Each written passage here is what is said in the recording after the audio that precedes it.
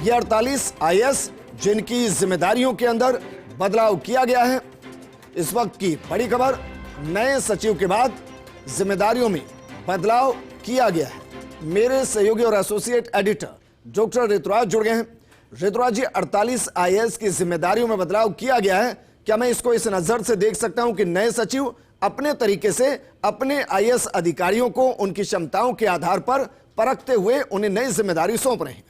देखिए, जब से जो सुधांशु पंत थे उनके केंद्रीय प्रतिनियुक्ति पर जाने की खबर आई है, तब से ही ये दरअसल सूची पेंडिंग थी और बिल्कुल तैयार थी, लेकिन ये कब जारी होगी, इसकी टाइमिंग को लेकर अलग अलग तरह से चर्चाओं का दौर जारी था। अखिल अरोड़ा अब मुख्यमंत्री के नए अतिरिक्त मुख्य सचिव होंगे। साथ ही साथ उनका कद और ज्यादा बढ़ाते हुए उन्हें जो मौजूदा विभाग पीएचडी का एसीएस साथ ही साथ बनाया गया। शिखर अग्रवाल एक लंबे समय से जो है इस पद पर थे और अब उन्हें जिम्मा दिया गया है उद्योग का।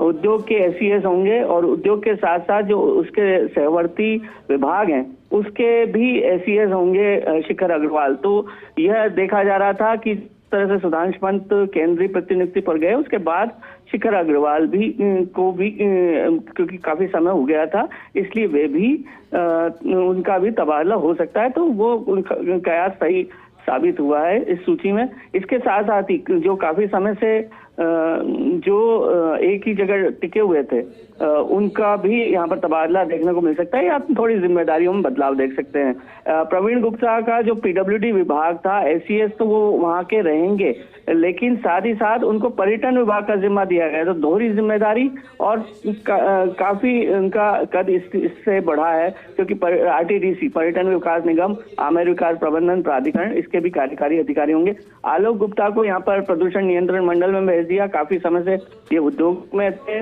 और उद्योग प्रमुख सचिव का जिम्मा। दिनेश कुमार को एआरडी में भेजा गया। यह क्योंकि एक पद पर काफी समय से थे, दिनेश कुमार राजस्व विभाग में थे। इसी तरह पर्यटन विभाग में हाल ही में तबादला हुआ था राजेश यादव का। यह एक चौंकाने वाला नाम ब्रिजेंद्र हम देख सकते हैं, क्योंकि जब एलएसजी से राजेश यादव का पर्यटन में तबादला किया था तब ये माना जा रहा था कि यहाँ लंबे समय तक ये चल सकते हैं और लंबे समय तक पारी चल सकती हैं इनकी। लेकिन एक बार फिर पर्यटन विभाग में परिवर्तन और अब हरिश्चंद्र माथुर राजस्थान राज्य लोक प्रशासन संस्थान के महानिदेशक बनाए गए। साथ ही साथ प्रमुख सचिव प्रशिक्षण का भी इनके पास दायित्व रहेगा। एक बड़ा जो पेंडिंग था चिकित्सा में परिवर्तन, वो परिवर्तन था चिकित्सा शिक्षा, जो अमरीश कुमार काफी समय से संभाल रहे थे। अब उन्हें वहां से मुक्ति मिल गई है, या हम कहें निवृत्ति दे दी गई है, और गायत्री राठौड़ को चिकित्सा शिक्षा का और जिम्मा दे दिया गया है, क्योंकि चिकित्सा के साथ साथ चिकित्सा शिक्षा विभाग का भी उन्हें जिम्मा दिया गया है। अभी कई चिकित्सा को लेकर इंफ्रास्ट्रक्चर को लेकर और तमाम जो उससे जुड़े विवाद थे, इसके चलते बार बार ये कहा जा रहा था कि एक बार की पूरा शुद्धिकरण चिकित्सा विभाग का होगा, जो काफी शुद्धिकरण पिछली सूची में हो गया था। लेकिन अब कुछ और नाम थे जिसका अब यहाँ पर क्योंकि उनको पावरफुल किया गया गायत्री राठौड़ को, उनको चिकित्सा और चिकित्सा शिक्षा का महकमा देकर। भवानी सिंह देथा यहाँ पर हम देख सकते हैं कि ये भी एक बड़ा नाम, खाद्य के प्रमुख सचिव थे, अब डब्ल्यूसीडी में अपनी भूमिका निभाएंगे। मंजू राजपाल को फिर एक बार सहकारिता विभाग का जिम्मा दिया गया। पहले यहाँ वे सचिव रह चुकी हैं और अब प्रमुख सचिव सहकारिता के तौर पर काम करेंगी, और साथ ही साथ बीज निगम लिमिटेड में भी अध्यक्ष पद की जिम्मेदारी निभाएंगी। नवीन जैन काफी समय से वित्त व्यय विभाग में थे, अब जीएडी में सचिव होंगे। तो यह भी एक बड़ा बदलाव के रूप में देख सकते हैं। एलएसजी सचिव अभी तक रवि जैन थे, अब उन्हें एलएसजी सचिव के साथ साथ जो सिटी ट्रांसपोर्ट सर्विसेज लिमिटेड है उसके अध्यक्ष पद की भी जिम्मेदारी दी है। रवि सुरपुर जो राज्य प्रदूषण नियंत्रण मंडल में थे, वो आईटी सचिव का जिम्मा संभालेंगे। ये देखने योग्य बात है, क्योंकि अर्चना सिंह जो थी इस पद पर एपीओ कर दी गई थी, और आईटी का जिम्मा, आईटी तब से ही अतिरिक्त चार्ज के भरोसे था, और अब रवि कुमार सुरपुर को इस पद पर दिया गया है। वही अमरीश कुमार का, जैसा मैंने कहा कि चिकित्सा शिक्षा विभाग में सचिव थे, लेकिन काफी समय से थे और ये माना जा रहा था कि कोई सफलतापूर्वक वे काम नहीं कर पा रहे थे, तो अब खाद्य सचिव उन्हें बनाया गया। जोगाराम के पास कई जिम्मेदारियां थी। यहाँ ये देखने वाली बात है कि अब राजस्व सचिव उन्हें बनाया गया है, साथ ही साथ जो आयुक्त पंचायती राज का जिम्मा और सचिव पंचायती राज का जिम्मा वो दिया गया है, क्योंकि जब जोगाराम के पास जो चार्ज थे वो जीएडी और सहवर्ती विभागों के थे, साथ ही साथ उन्हें एआरडी का भी जिम्मा दिया था। लेकिन अब इन सब से मुक्ति देते हुए अब उन्हें राजस्व सचिव बनाया गया और पंचायती राज सचिव का जो उनका चार्ज था वो कायम रखा गया। रोहित गुप्ता अब प्रबंध निदेशक होंगे, अध्यक्ष और प्रबंध निदेशक सीएमडी होंगे अक्षय ऊर्जा निगम लिमिटेड में। टीना सोनी जो अभी तक भरतपुर संभागीय आयुक्त थी, अब नई सचिव होंगी वित्त व्यय विभाग में, जो कि अभी तक नवीन जैन संभाल रहे थे। सुचि त्यागी का परिवहन विभाग में काफी समय हो गया था हालांकि, लेकिन उनको परिवहन विभाग के साथ अब देवस्थान विभाग की जिम्मेदारी संभालनी होगी। कार्मिक सचिव यहाँ पर बहुत देखा जा सकता है कि अर्चना सिंह को बनाया गया है और ये एक सरप्राइजिंग माना जा सकता है। ये अर्चना सिंह पहले संयुक्त सचिव रह चुकी हैं यहाँ पर कार्मिक विभाग में और अब उन्हें कार्मिक सचिव का जिम्मा दिया गया, जो कि के पाठक के बाद जगह खाली हुई थी और सुचि त्यागी को ये जिम्मा दिया गया था कि वे इसे अतिरिक्त चार्ज के रूप में संभालें। लेकिन अब अर्चना सिंह जो कि एपीओ कर दी गई थी आईटी विभाग से, अब उन्हें ये जिम्मा दिया गया है। और एक बड़ा बदलाव राजन विशाल के रूप में वित्त बजट सचिव की जिम्मेदारी निभाते हुए वो देखेंगे। कृषि सचिव वे हैं और काफी समय से इसी पद पर हैं। अनिल कुमार अग्रवाल का काफी दिनों बाद अपना जिम्मेदारी चेंज हुई है। विभागीय जांच आयुक्त में काफी समय से थे और अब संभागीय आयुक्त कोटा बनाए गए हैं। जो हिमांशु गुप्ता थे जो कि अध्ययन अवकाश से लौट कर आए, अब उन्हें आईटी के विशिष्ट सचिव का जिम्मा और आयुक्त का जिम्मा दिया गया है।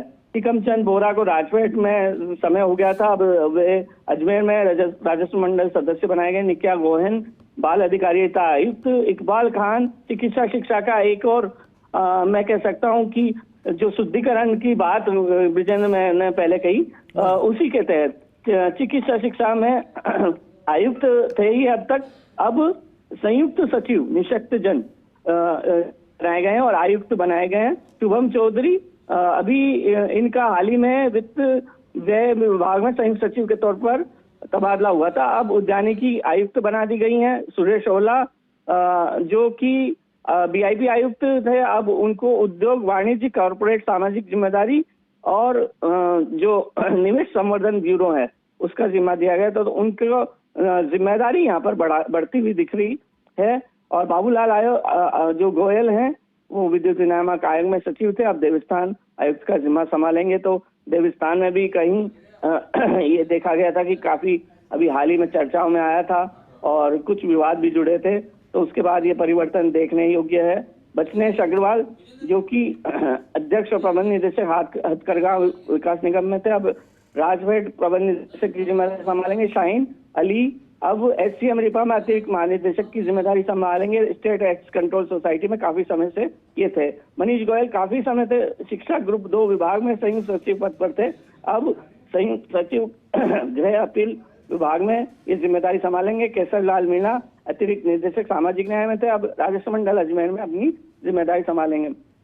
पुरुषोत्तम शर्मा बहुत लंबे समय से राजस्थान राज्य पथ परिवहन निगम में प्रबंध निदेशक हैं, अब परिवहन विभाग में आयुक्त बनाए गए हैं। जो इनका प्रबंध निदेशक का पद है वो जारी रखते हुए इन्हें ये जिम्मेदारी अलग एक और दे दी गई है, तो इनको एक तरह से इनाम हम कह सकते हैं कि परिवहन विभाग में आयुक्त का पद भी दिया गया है।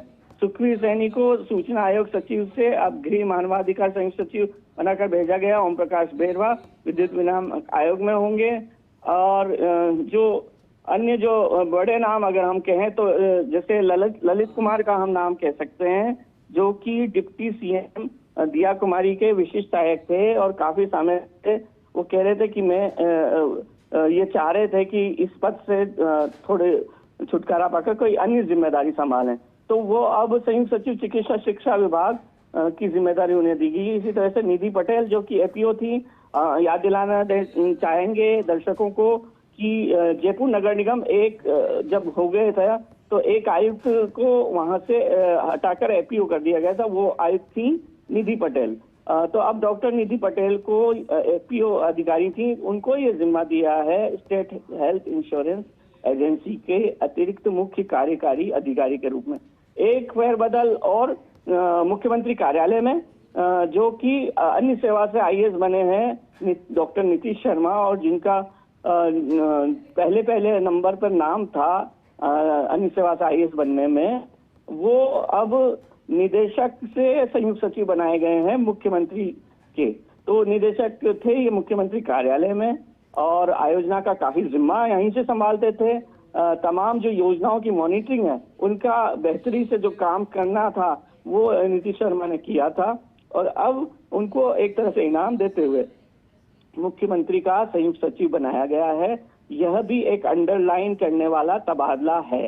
अमिता शर्मा जो कि अन्य सेवा से आईएएस बनाई गई थी, अब अतिरिक्त निदेशक आईएफएमएस से संयुक्त सचिव वित्त व्यय 2 द्वितीय विभाग उसमें चली गई हैं, और उनका तबादला किया गया। नरेश गोयल को भी बहुत महत्वपूर्ण जिम्मेदारी इस रूप में चिकित्सा शिक्षा विभाग में आयुक्त पर देते हुए दी गई है, उन्हें जिम्मेदारी दी गई।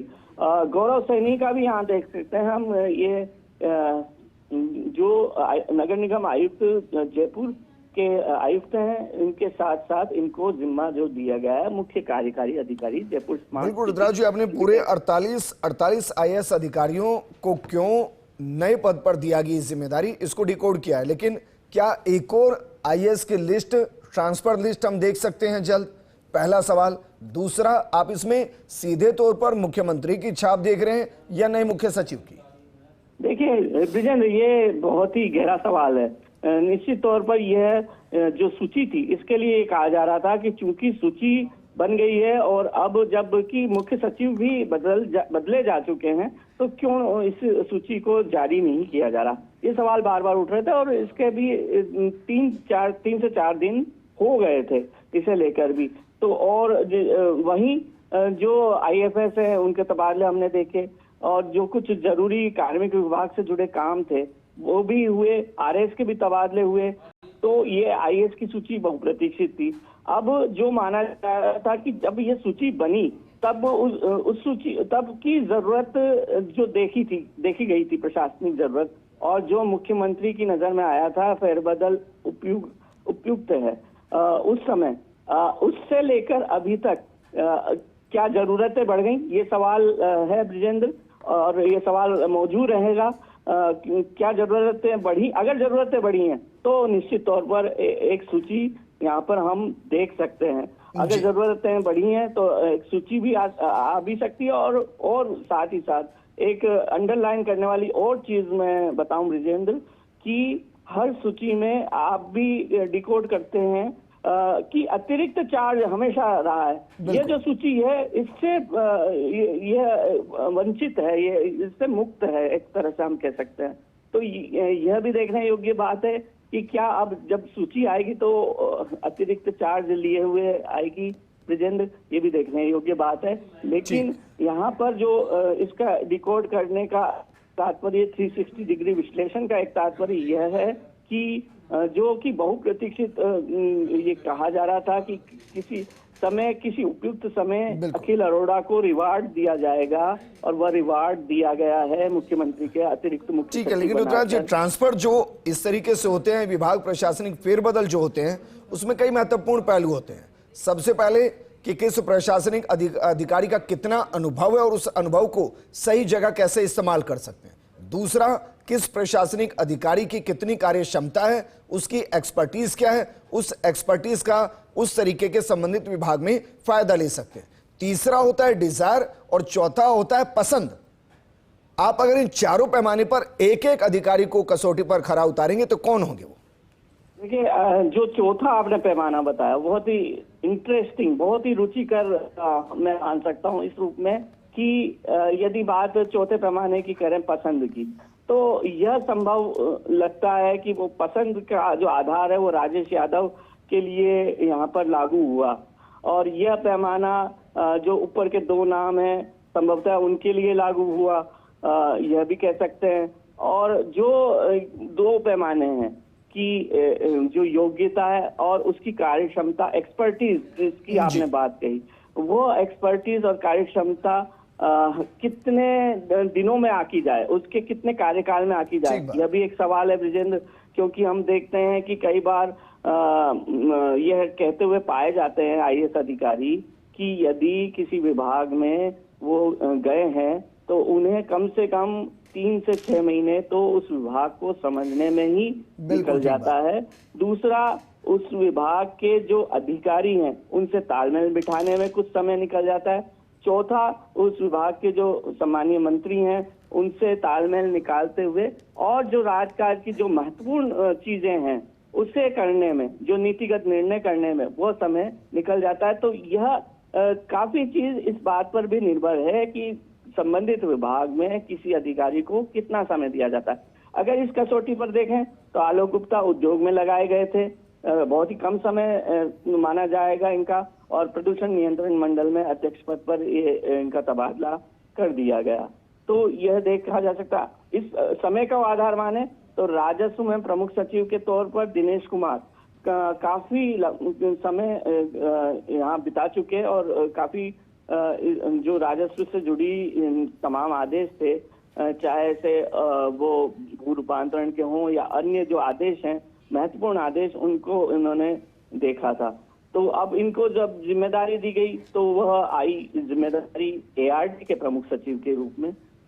हालांकि ये माना जाता है कि जो नए मुख्य सचिव हैं वो एआरडी को उतना ही महत्वपूर्ण मानते हैं, लेकिन अक्सर ये देखा गया है कि एआरडी विभाग में वो लगाए जाते हैं, जो कि एक सामान्य प्रैक्टिस रही है विजय। हम भी देखते हैं बार बार जब तबादला सूची देखते हैं तो विश्लेषण करते हैं तो यही पाया जाता है कि प्रशासनिक सुधार विभाग में वो अधिकारी लगाते हैं, या तो उन्हें अतिरिक्त चार्ज के रूप में दिया जाता है एआरडी, या फिर उन अधिकारियों को दिया जाता है कि जो कि प्रमोटी आईएएस होते हैं, या फिर उसे इस रूप में देखा जाता है। तो और दूसरा, अच्छा, इसमें हम मिनिस्टर चॉइस कितनी देख सकते हैं? मिनिस्टर चॉइस के रूप में हम मोटे तौर पर बात करें तो अगर कंटिन्यू जो अधिकारी कंटिन्यू अपने अपने विभागों में है और उनके साथ साथ उनको और जिम्मा दिया गया, जैसे प्रवीण गुप्ता की बात करें तो पीडब्ल्यू गाहे बगाए कई खबरें आती रही हैं, लेकिन इन सबसे इतर जो पीडब्ल्यूडी में अतिरिक्त मुख्य सचिव के तौर पर उन्हें कायम रखा है। साथ साथ पर्यटन, कला, साहित्य, संस्कृति, पुरातत्व विभाग, ये वो विभाग हैं जो डिप्टी सीएम दिया कुमारी के विभाग हैं। पीडब्ल्यूडी डिप्टी सीएम दिया कुमारी का विभाग है, वहाँ वे पहले से ही अतिरिक्त मुख्य सचिव हैं, एसईएस हैं, और उसके साथ साथ पर्यटन, कला, साहित्य, संस्कृति, पुरातत्व, जवाहर कला केंद्र, पर्यटन विकास निगम, मुख्य कार्यकारी अधिकारी, आमेर विकास प्रबंधन प्राधिकरण, इन तमाम ओहदों को दिया गया है। तो निश्चित तौर पर ये कह सकते हैं कि मंत्री की भी चॉइस इसमें मानी जा सकती है। इसी तरह से ऋतुराज जी, एक और चीज, क्योंकि ऋतुराज जी आप हर एक लिस्ट को डिकोड करते हैं, आप सभी प्रशासनिक अधिकारियों के साथ भी रहते होंगे, वक्त बिताते हैं, उनकी कार्यशैली को भी आप देखते होंगे। कितने % ऐसे आईएएस अधिकारी होते हैं जो कहते हैं कि अभी तो डिपार्टमेंट समझना ही शुरू किया और अब नया डिपार्टमेंट संभालना पड़ेगा, यानी कि जो एकदम तेजी से जो ट्रांसफर होते हैं, क्या उसकी वजह से आपने कार्यशैली को कमजोर होते हुए, स्लो होते हुए देखा है? देखिए, ये एक तरह से प्रशासन में एक तरह से आम रोना, जिसको हम जो आम जनता की भाषा में कह सकते हैं, वो रहा है। लेकिन एक दूसरा इसका पहलू यह भी है कि कई मंत्री ये कहते हुए भी दिखते हैं कि अधिकारी उतना सपोर्ट नहीं करते। कई जनप्रतिनिधि ये कहते हुए दिखते हैं कि जब वे विधायक हैं और अपने क्षेत्र के काम कराना चाहते हैं और लीगल काम कराना चाहते हैं, उसमें अधिकारियों का रवैया सही नहीं होता। तो ये दोनों ही बातें समांतर रूप से प्रशासन में विजेंद्र चलती रहती हैं, और यही दिलचस्पी का एक पहलू है। और कहीं ना कहीं ना ही मानो या माने तो एक संघर्ष की स्थिति या टकराव की स्थिति या दबे स्वरों में प्रतिरोध की स्थिति, ये तमाम चीजें देखने को मिलती है। और उसका एक जो सूचक होती है वो ये लिस्टें होती हैं कहीं ना कहीं। विजेंद्र, आप भी इस बात को मानेंगे कि वो अगर हम डिकोड करते हैं, अगर हम 360 डिग्री विश्लेषण करते हैं, तो वह कहीं ना कहीं सूक्ष्म उसमें संकेत होता है इन सब चीजों का। जो कि आप कहना भी चाह रहे हैं, आप पूछना भी चाह रहे हैं उसको। ठीक है ऋतुराज जी, शुक्रिया बहुत बारीकी से लिस्ट को डिकोड करने के लिए। हमारे सहयोगी और एसोसिएट एडिटर ऐश्वर्या प्रधान जी जुड़ गए। ऐश्वर्या जी, इसको जरा समझाइए, क्योंकि सबसे महत्वपूर्ण मुख्यमंत्री जो कह रही हैं वो डिपार्टमेंट वाइज स अक्षर लागू हो, और वो लागू करने की जिम्मेदारी अधिकारियों की होती है। तो उस नजर से जरा इस पूरे फेरबदल को समझाइए।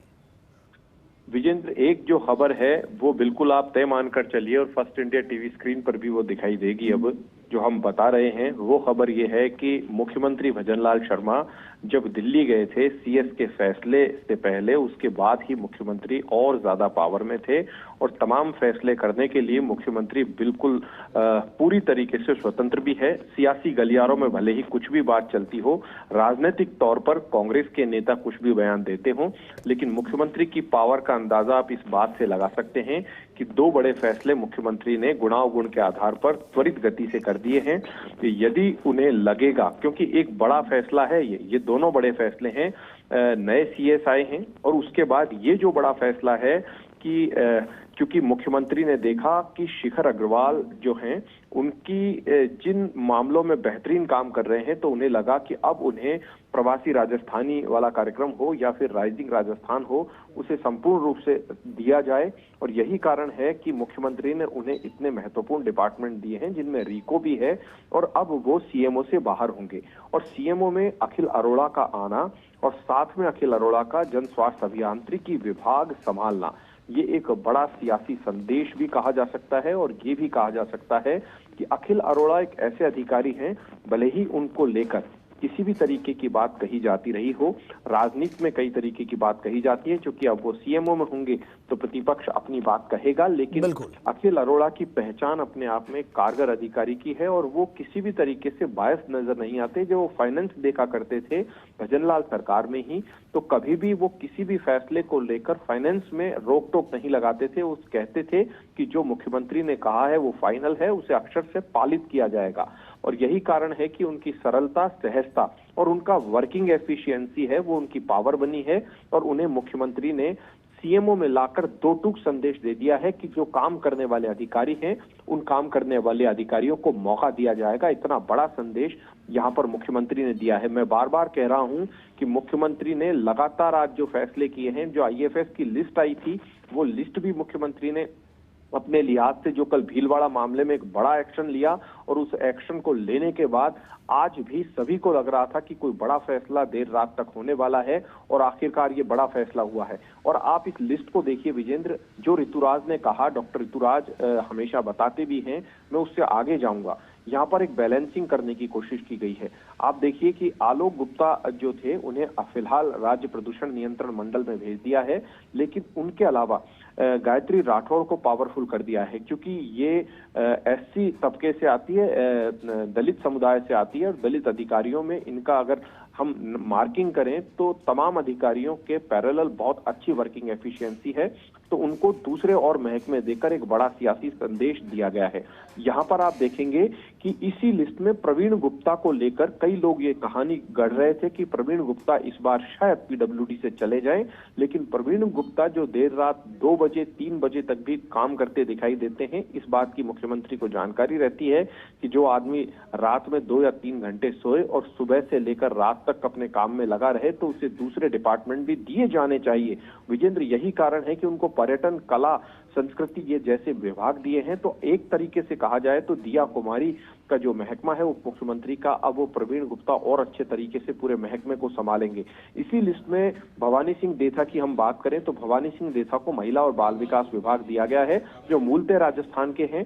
मंजू राजपाल जो सहकारिता में थी उनको और ज्यादा पावरफुल कर दिया गया है, तो यह महिलाओं का ध्यान रखा है। और मैं नवीन जैन का यहाँ पर जिक्र करूं कि नवीन जैन का जिस तरीके से उनका स्वभाव है, फाइनेंस से उन्हें अभी हटाया गया है क्योंकि वो बाह्यमुखी व्यक्तित्व हैं, लोगों से मिलने जुलने के जो महकमे होते हैं या जैसे चिकित्सा में भी रहे, शिक्षा में भी रहे, तो उसी लिहाज से इस बार उन्हें जीएडी दिया गया है। और जीएडी में भी चूंकि उसके अलावा दूसरी आप ये देखेंगे कि दिल्ली में भी उनको आवासीय आयुक्त बनाया गया है, नागरिक उड्डयन जैसा महकमा उनको दे दिया गया है।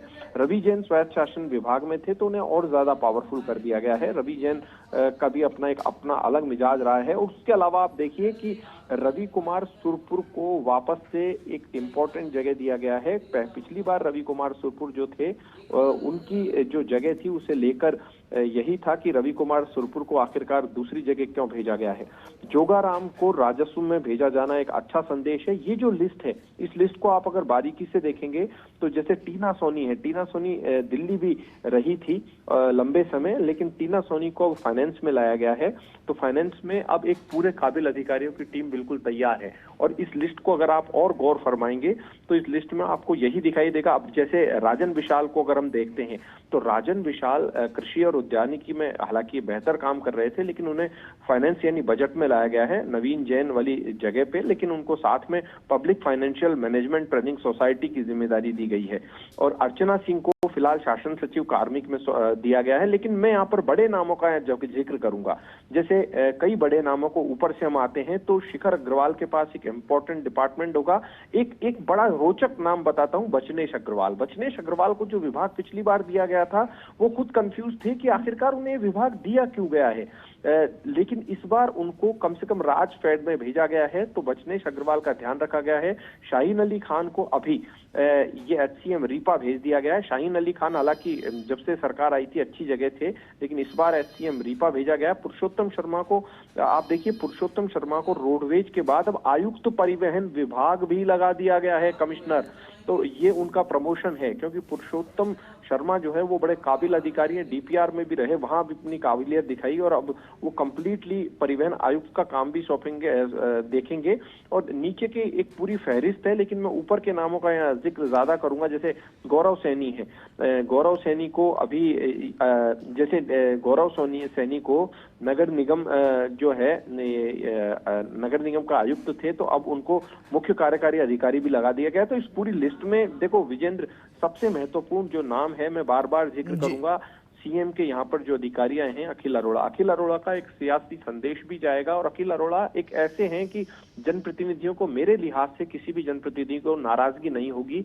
कई बार ऐसा होता है कि जो विपक्षी पार्टी है उनके जनप्रतिनिधि होते हैं, उनके दिमाग में भी कई बात आती है कि हमारी सुनवाई नहीं हो रही, लेकिन अखिल अरोड़ा ऐसे अधिकारी हैं, गुणावगुण के आधार पर फैसला करेंगे।